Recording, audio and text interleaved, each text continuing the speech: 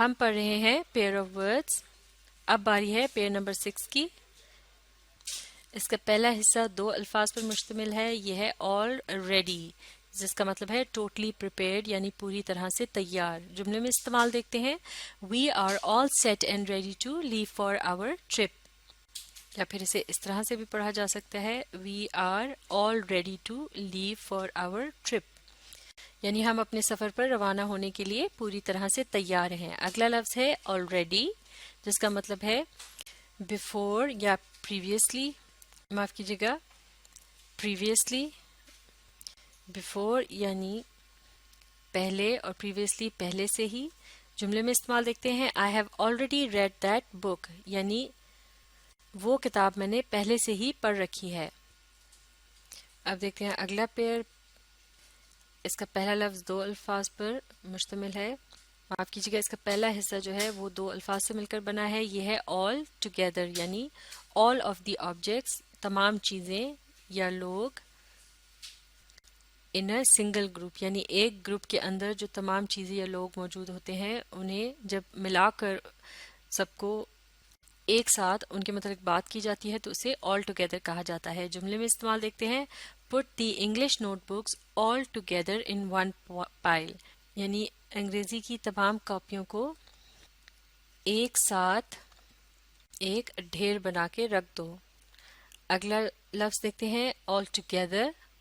آپ دیکھ سکتے ہیں اس کی سپیلنگ مختلف ہے اور یہ ایک ہی لفظ ہے، اس میں صرف سنگل ایل کا استعمال کیا گیا ہے. اس کا مطلب ہے completely, usually, on the whole, یعنی پوری طرح سے، عام طور پر، یا پھر جس طرح سے کہا جاتا ہے ایک ہی نظر میں، جیسا کہ تمام چیزوں کو اکٹھا ایک ساتھ دیکھا جا رہا ہوتا ہے. تو جملے میں اس کا استعمال دیکھتے ہیں: I understand all together what I have to do next, یعنی مجھے وہ سب سمجھ آ گیا ہے جو میں نے آئندہ کرنا ہے. یا پھر اس طرح سے بھی کہہ سکتے ہیں کہ مجھے پوری طرح سے سمجھ آ گیا ہے کہ اب میں نے آئندہ کیا کرنا ہے. اگلا جملہ دیکھتے ہیں: they have a different culture all together, یعنی ان کی ثقافت پوری طرح سے مختلف ہے. یا پھر یوں بھی کہہ سکتے ہیں: ان کی ثقافت بالکل ہی مختلف ہے. یا پھر یوں بھی کہہ سکتے ہیں کہ ان کی ثقافت مجموعی طور پر یعنی آن دا ہول مختلف ہے. اب دیکھتے ہیں اگلا پیئر. اس کا پہلا لفظ ہے allot. اس کا مطلب ہے a given period of time or quantity of something، یعنی ایک مخصوص کیا گیا وقت یا چیزوں کی تعداد، یعنی مقرر کیا گیا وقت یا تعداد. جملے میں استعمال دیکھتے ہیں: we were allotted 1 hour time to survey the museum، یعنی ہمیں عجائب گھر کا جائزہ لینے کے لیے 1 گھنٹے کا ٹائم مختص کیا گیا یا دیا گیا. اس پیئر کا اگلا حصہ 2 الفاظ پر مشتمل ہے: a lot، جس کا مطلب ہے a large quantity of something، یعنی کسی چیز کا بہت زیادہ یا بڑی تعداد میں ہونا. جملے میں استعمال دیکھتے ہیں: there were a lot of historical artifacts in the museum، یعنی عجائب گھر میں بہت سی تاریخی نوادرات تھیں. تاریخی نوادرات یا آرٹیفیکٹ سے مراد ہے پرانے زمانے میں استعمال کی جانے والی چیزیں. اب اگلا پیئر دیکھتے ہیں. پہلا لفظ ہے allusion، جس کا مطلب ہے an indirect reference to something، یعنی جب کسی چیز کے متعلق اشارتاً بات کی جاتی ہے یا حوالہ دیا جاتا ہے اسے allusion کہا جاتا ہے.